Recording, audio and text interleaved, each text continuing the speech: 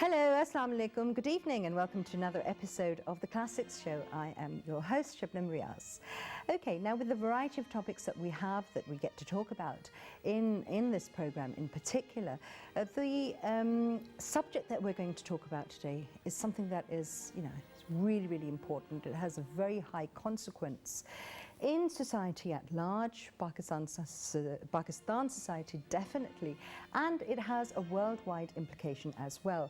The topic that we're going to talk about, we're going to discuss this book, and this book is Taboo, The Hidden Culture of a Red Light Area, written by Dr. Fouzia Saeed.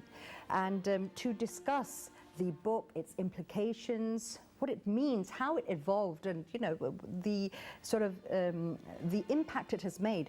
We have with us in our studio once again Mr. Asof Rasool, who's a corporate trainer and an educationist. Thank you very much for being here today. Thank you very much. Okay, so now this book, Taboo.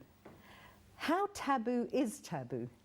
And for the author to come forward with this idea, to bring it forward and humanize the members of that particular area of society.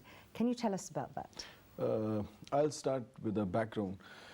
Dr. Fouzia said that right from my college days, I was really interested in all these issues of females. When I completed my doctorate from America, University of Minnesota, and I came back, and after that I properly started addressing all these issues and problems.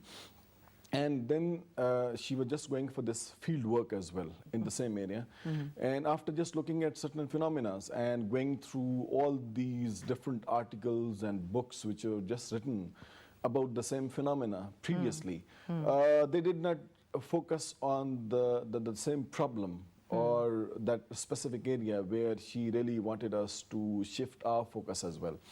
So they just touched upon this topic in such a way where they took these prostitutes as such people who are just going to trick nice people into sinful acts and all that. But she was just looking for this whole structure. Who is there to develop the structure? Because generally in society, people don't dare to talk about this area, and she was all set to properly research into this area.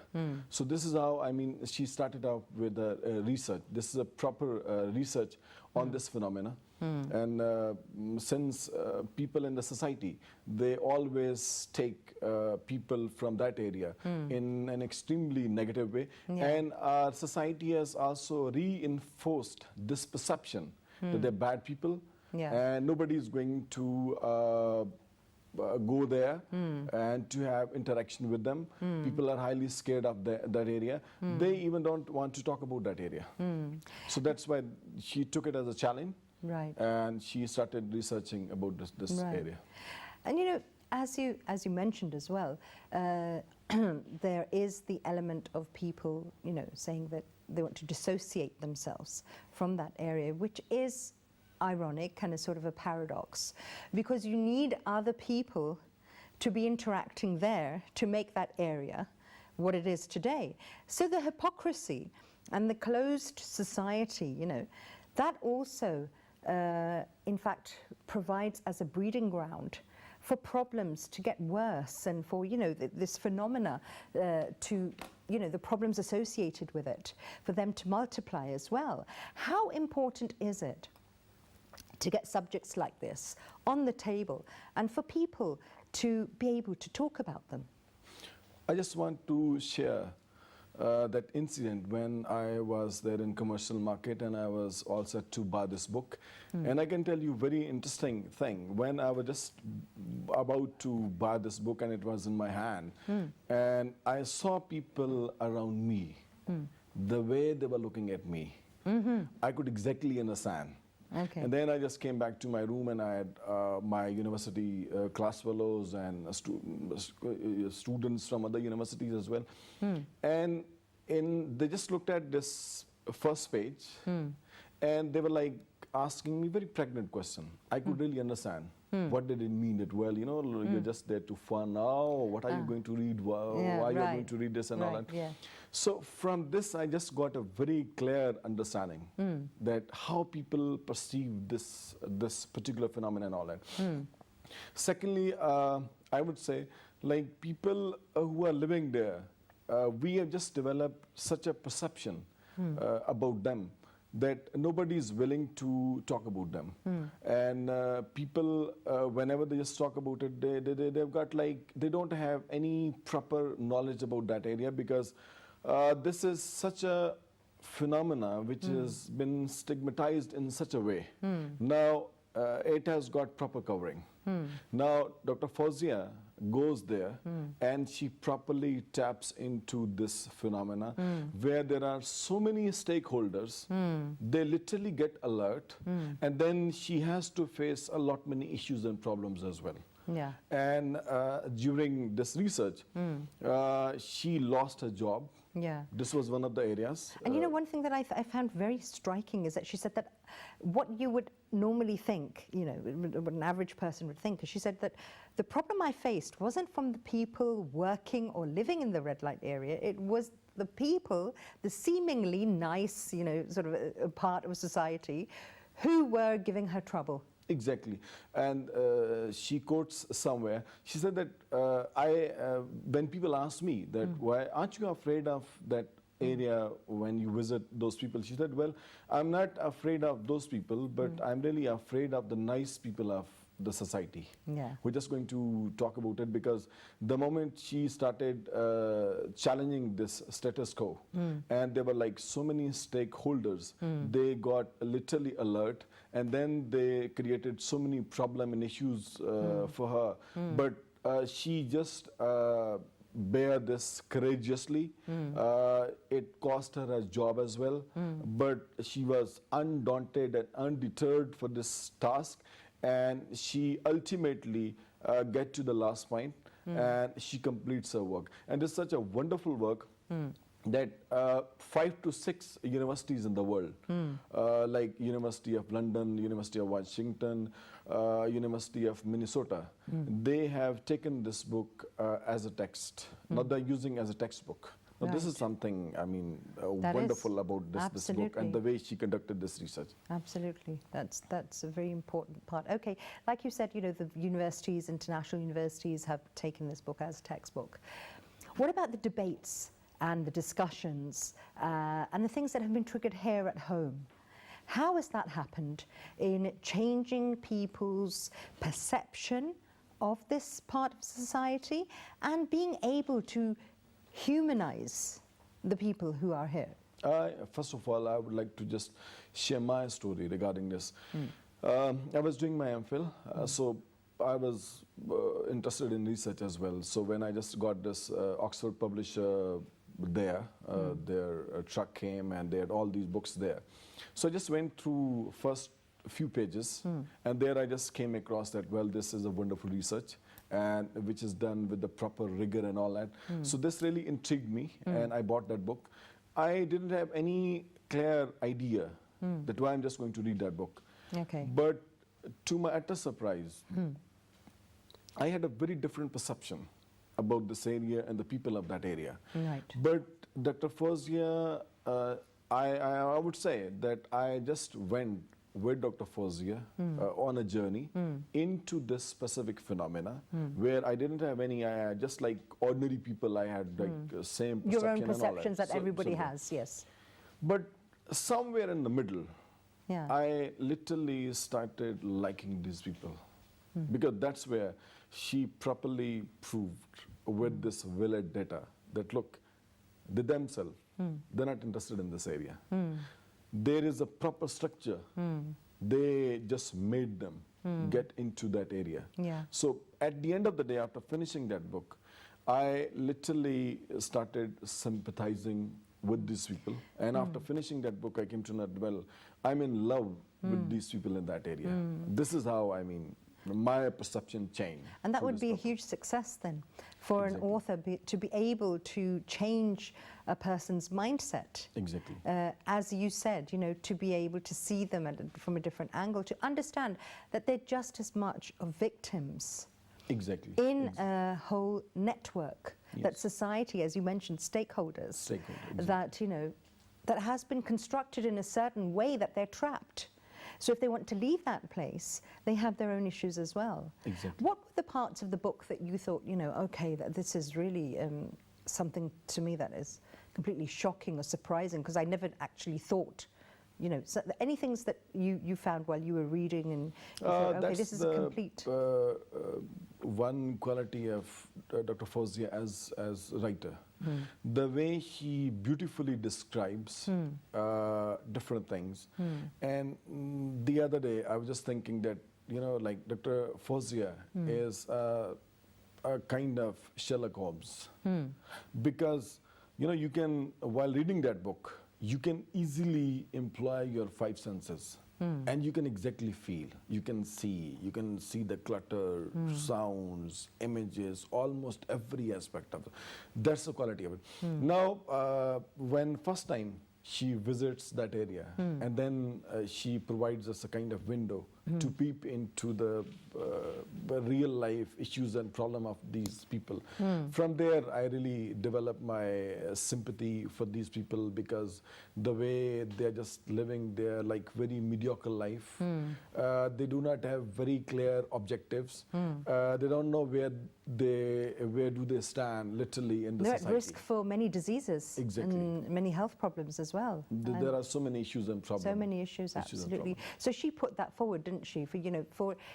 Because if we talk about this, the idea of the red light district, prostitution, and you know, the way it has been treated by film, by media, by romantic novels, they have put a different angle into it. You know, and I think that this is a sort of an antidote to that. These are the facts, whereas that is something that is sort of, as you said in the beginning, that you brought, when your friends or students or whatever saw the book, they thought, okay, there's going to be something here that we just, you know, maybe some spicy reading or whatever. But actually, she is able to dissect the two, isn't she? Exactly. You know, the interesting thing is that when Dr. Fouzia herself, she gets into that area first time, she too has got that romanticized images portrayed by those movies. Right. Now that's very different from the reality. Oh, yeah. When she gets to that area and she just looks at the meager living of these people, and then she starts recalling the way she watched things in movies. Yeah. That's very much different from this one as well. So through this journey, and she has talked to almost 200 people of this area, and she has incorporated almost all the stakeholders, people who are involved in business. And they have just given their perception. Initially, it was very difficult for her, because look, if we have got a different perception about them, it's quite negative. We are prejudgmental, we have got biases, we have got this moral stance to evaluate these people. Similarly, they too have got the same perception. So initially, she failed. She tried to make them disclose about their lives, but they were very much reluctant. Of course. And they showed a very strong resistance. And after that, she changed the strategy. So she... How did she break those barriers? First of all, like this one lady, this Laila, she meets her through her acquaintances. And when she asks her, she has got the very good art of asking questions, but despite this very good interpersonal skills, she failed badly because they were not there to provide with the proper answers and all that. So then she looked for this entry point, key entry point, and that was musician. So she went there. They really felt very much comfortable, and then over there she just described that there are like two categories of these people. One is Kanjar and second is Marasis. So Kanjars are supposed to provide dancers, especially females, and the other area, their job is to Marasi. They provide them training for this dance and singing and all that. So it's through these musicians. First of all, she gets to this entry point, and they are there to just reveal certain chunks about this area, and after that, through musician, she gets very much closer to different prostitutes, and then they really feel very much comfortable, and they start sharing. And so we that's can how- say, like, the way we have got a different perception about the area of the people. Similarly, they too have their concerns. they've got the concern. Yeah, because you've got the divide and you've got the outsiders. Exactly. And what are they looking for? Exactly. I mean, if they're not looking for what everybody else is looking for, then what is their agenda? So you have the trust deficit there as well. And she Exactly. managed to break that. Okay. Exactly, because like there are different incidents as well.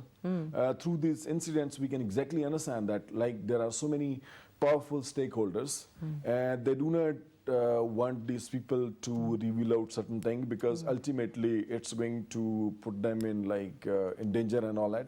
So they do not let these people speak out. So they're very much scared, and especially the old ladies there, Naikas. They do not let these young girls discuss with them all issues and problems. Right, okay. You mentioned the interpersonal skills as well, for that they worked in her favor for her to be able to break that barrier. So for anyone who is looking to write a paper or an article or even a short book or whatever on a subject that is taboo, how important is it to develop your interpersonal skills? It's more than important, because when we just talk about this tabooed phenomena, so initially they are not just there to reveal out, because it's always it's said about the self-disclosure. There's an author, he writes that there's a book, why am I afraid to tell you who I am? Because if I tell you the truth and you get to know, you may dislike me. So that's why this is a very, very challenging phenomena. So first of all, like, when she goes outside with Laila, so during that time period when this, like, Laila's mother was there, she didn't allow her to speak, and most of the time she sent her somewhere else, that go inside and do not discuss these things and all that. So one day, luckily, they just get a chance. They go outside in the garden. So there, this Naika sits because she was ill. And during that time period, this girl goes with Fouzia. And over there, because why I'm saying that she's very good at this interpersonal communication skill, because she is there to subtly observe almost every aspect of it. For example, if she's crossing the street, she's not oblivious of surrounding. She observes almost each and everything, whether it's about different stall, the way kids are moving around, the way people are looking at her, and then when she gets into a specific room, the way they're just sitting there, different portraits and during that visit, when they were just having a round of that specific garden, before this specific tour, she observed 5 to 6 7 lines on her wrist. So when she was there in her house, she was not able to ask that question directly, because there she had to wait, because that was not, the time is not ripe to ask these questions. So during that trip, when she asked that specific question to Laila over there, first time, she started revealing it out. And then with the passage of time, it's not like she developed this very good rapport. That was a kind of, she said that these were all rapport building session. Of course. So, but still it took Confidence a lot of building measures as well. But with the passage of time, all of She them, was able to. like Kasra, the old lady, then there were this Pami's family, all of them, They were able really to relate felt to her. very much comfortable, Right, and they okay. started revealing out there. Okay, we're going to carry on with the program. Right now we have to go for a break, but don't change the channel.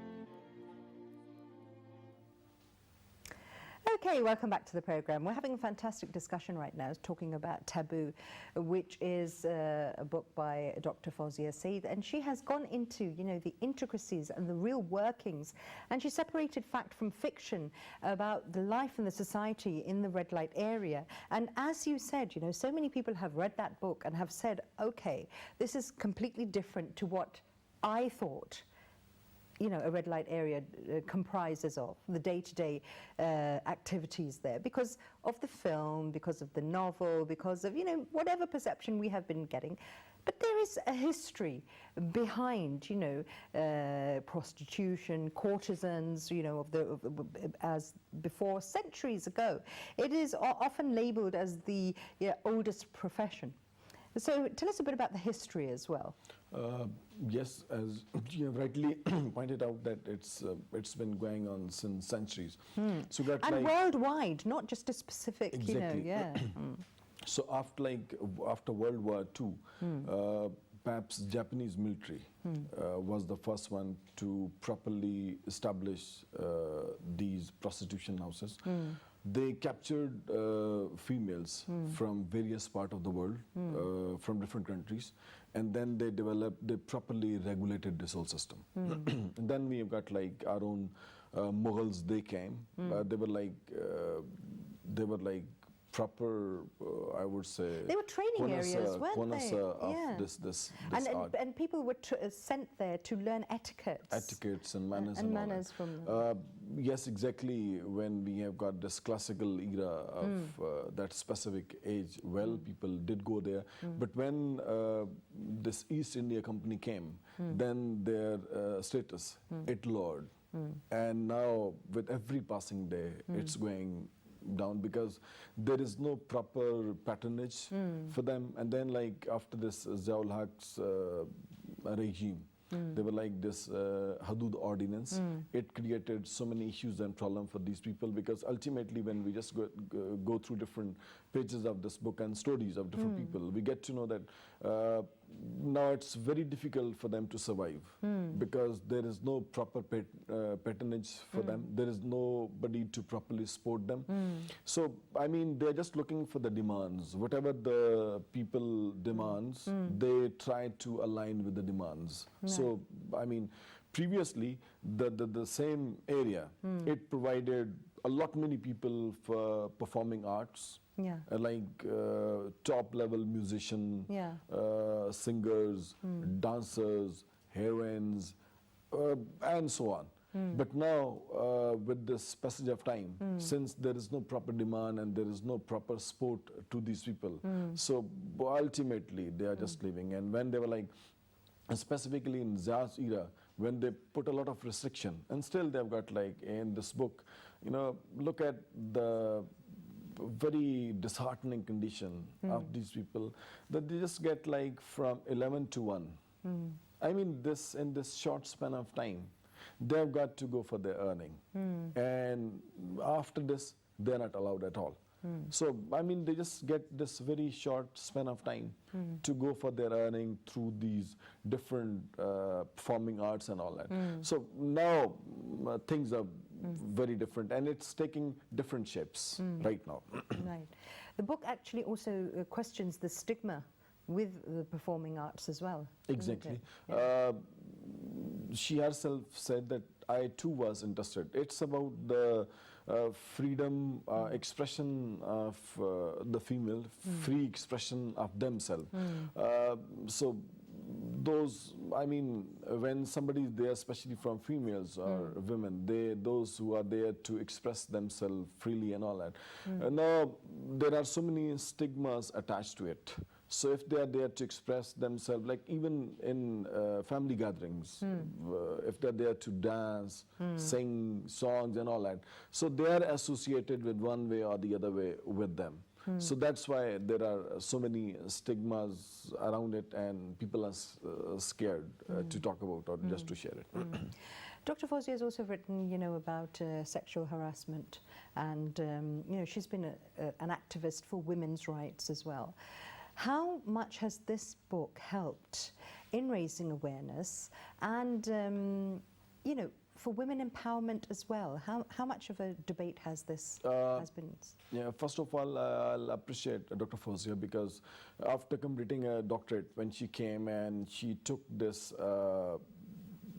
aspect, I would say, very clearly. She had a very clear vision about her, that we have got to start off with the movement. And over there, in this specific movement, I'm just going to address the issues and problem of females. So, I mean, first of all, she started off with this traditional culture, and then in traditional culture, she came to these subcultures to exactly understand the ordeals of women in this specific area, and that this properly addressed. And we can see, like, from this book, that it has got, like, now Urdu version.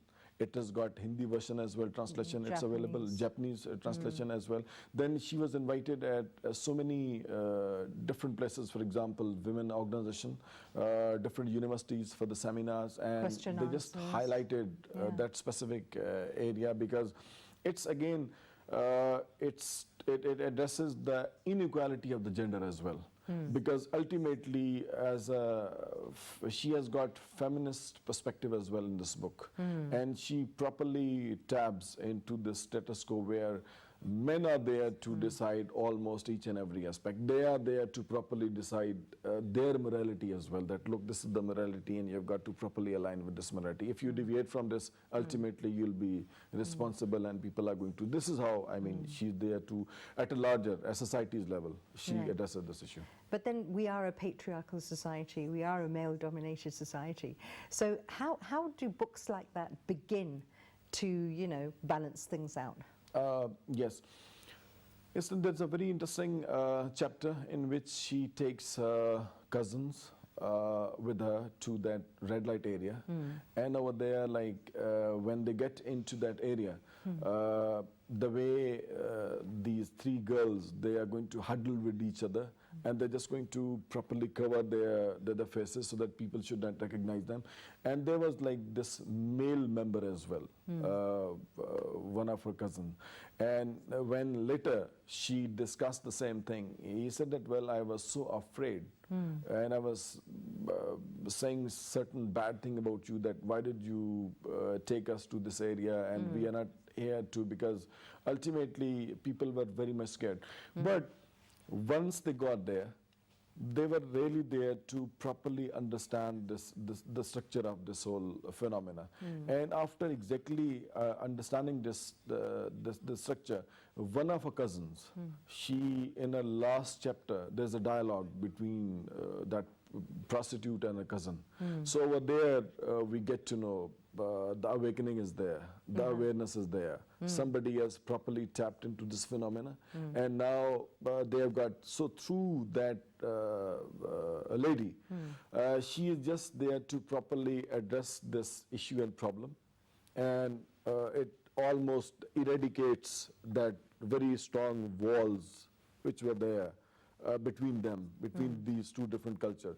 So through this book, I would say there is awareness, awakening, and she properly taps into certain aspects, and she properly addresses so many issues and problems of females. Right.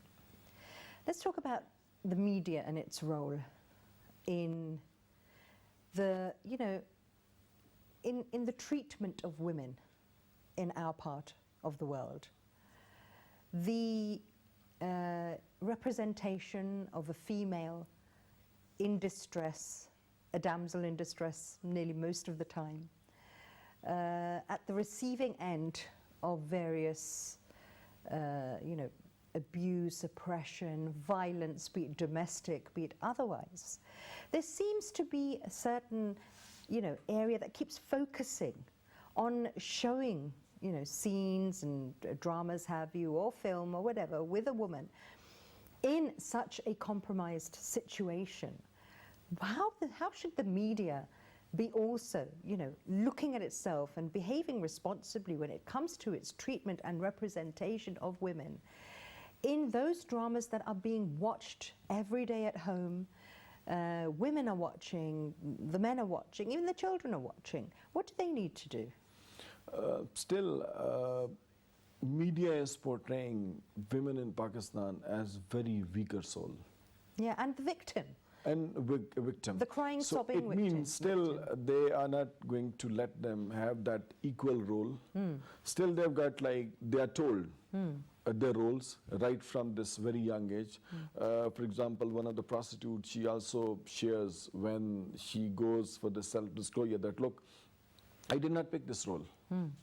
But right from young age, my mother told me to remain submissive, to not argue, just to take care of the men and all that.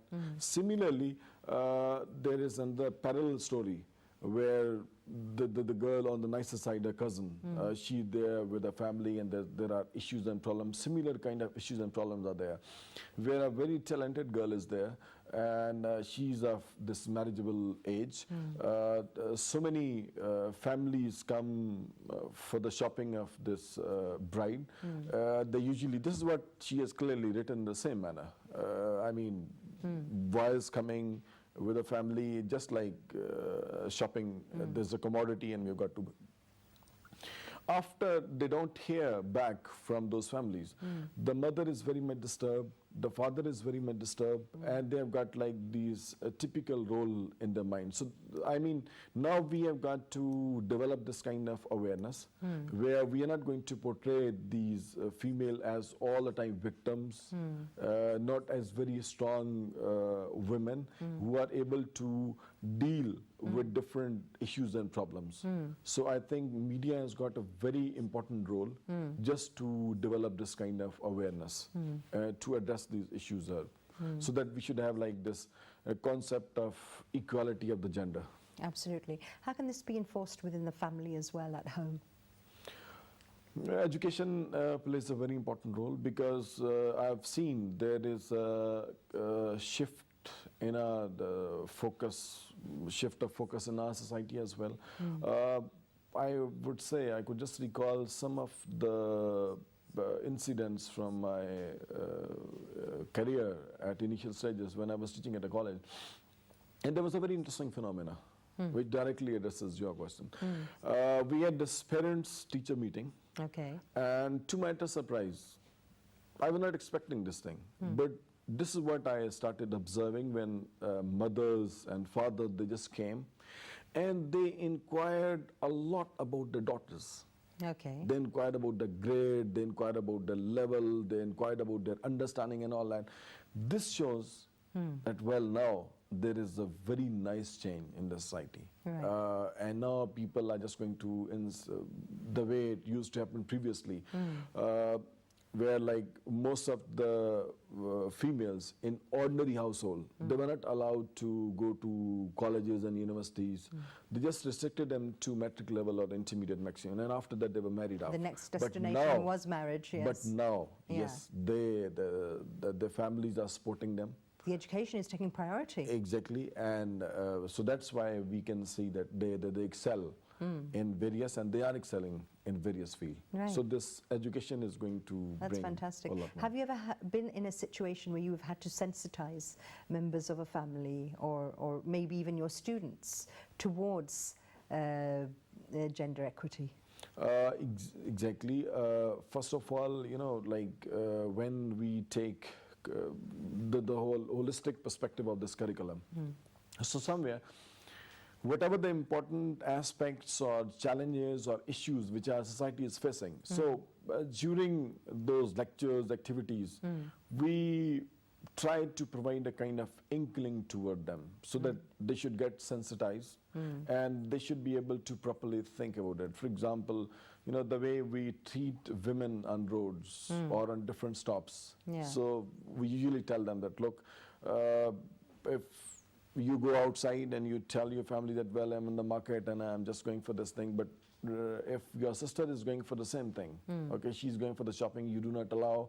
And secondly, you do not join your families when they go for the shopping, because you know that, well, you go with a very different purpose, and you know that, well, it's going to happen with them, and you know, so avoid this. Third is, normally I usually focus inside my classes, especially for these male students, that, you know, when you go back to your home, Take your sisters out. Take your mothers out, okay? Go to the parks, go to the markets, give them this kind of confidence so that they should feel very much comfortable and they should enjoy this life. Similarly, like in our household, like this is a very nice change which this education is bringing. I think people who are educated, they are there just to strike the balance in gender inside the home as well. Instead of just giving a lot of focus to their male children, they are now going to strike the balance and they're just giving this similar kind of aspect. That's absolutely fantastic. Okay, how do you think, you know, we can impart this courage and this bravery towards, you know, the girls in our society, whether they be family members, whether they be people outside, people you work with, people who you're studying with? How can you give this confidence? Yes, there are so many factors which has basically pressurized us. Initially, perhaps there wasn't any economic pressure. Now this economic pressure is there. I mean, if more members from the same family, they're not going outside for earning, it's very difficult for them to survive. For one person to be able no, to whether be the people like it or not, they have got it's a to need allow of the them. time. It's a need of the time, Yeah, one. true. Second, we have got this, the education in the society. It is another aspect, which is really developing kind of awareness among people. And they have got like, now they see it, this phenomena with a very positive aspect. Moreover, we have got like this social media. It is playing very important role to develop this kind of awakening, because now, you know, we can see we've got like this YouTube, through this YouTube we watch movies from all over the world. We have got like similar, we see different videos on the same phenomena. So it's also going to develop our specific aspect in the mind just to address these issues and have a very positive outlook toward them. Okay. A couple of the author's quotes from the book. I thought this is, you know, really interesting, and it sums up a lot of what the author is saying. Dr. Fouzia says, you know, I don't think, when she's referring to the people living in the red light area, I don't think we need to do anything for them. I think we need to do something for us. And that's really profound, isn't it? Exactly. That's she's summed up so much there. Spirit of Dr. Fouzia, and it's all about this whole book. Because the way we just look at this phenomena, and she really wants us to change that perspective. And we should have we should look at these people with this open mind. We do not develop this specific moralistic point of view to judge them and all that. So we have got to change the lens, and we have got to develop a very different kind of, we have got to rather go with these fresh lens to look at this phenomena in a very different way. Why are we a judgmental society? What's going wrong, and how can we break that trend? I would only say that it's like education. That is only one. Second is awareness. It's perhaps right from young age, we are trained in the same traditional manner. To think in a particular way. All of us, we just come from different backgrounds, and our backgrounds are going to play a very important role, because I have seen, even in my house, or my father is there, my uncles are there. Now there is a huge gap between us, because I have gone through these factfulness, understanding these phenomena through research and all that.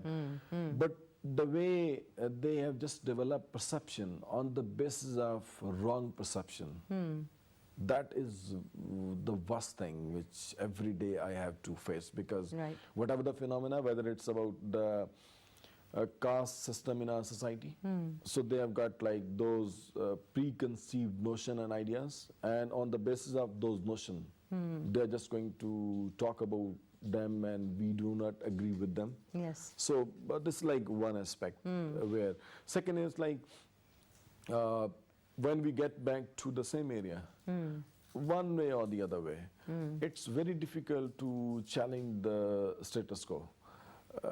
People usually keep mum, so we really need very strong, independent thinkers. Courage again, bravery. Exactly, yeah. those who are going to take stand, no matter what the consequences are. True. And ultimately, we are going to see very positive change. So it means, on the other side, we need more people. And we'll get these people through proper education, through awareness and understanding. So the more people we are going to, the better it is for the society to just come out of these traditional thinking and all that. Because many people are just bound by their own fear, the fear of the unknown, the fear that, you know, we have everything within the circle. If things start to transcend or move beyond this circle, then we won't have control. With many, you know, many instances we find that parents maybe feel that, you know, okay, if we don't have our daughters acting in a certain way, we don't want them to be out of our control. But I think the thing is that if you win their confidence and you educate them, as you said, you know, you will have that trust between. Okay, so we've unfortunately come to the end of the program. It's been fantastic speaking to you about this very, very important book. Before we go, a message from you to our viewers who are watching, and, you know, how we can help the women and the girls in Pakistan in whatever relation we are to them. What can we do for them? How can we make an atmosphere that is friendly for them within the home? First of all, we have got to acknowledge that there is inequality in our gender system. So we have got to develop this kind of equality among genders, and through education, we can develop it, through awareness we can develop it, and then the specific traditional role which we have assigned, especially men have assigned to the women. So we have got to neutralize them, and we have got to rather share responsibilities, and we have got to properly divide. In this way, we are going to have proper understanding with this phenomena. Right. And ultimately, we are going to have a wonderful society where females are there to go and achieve their optimum potential. Fantastic.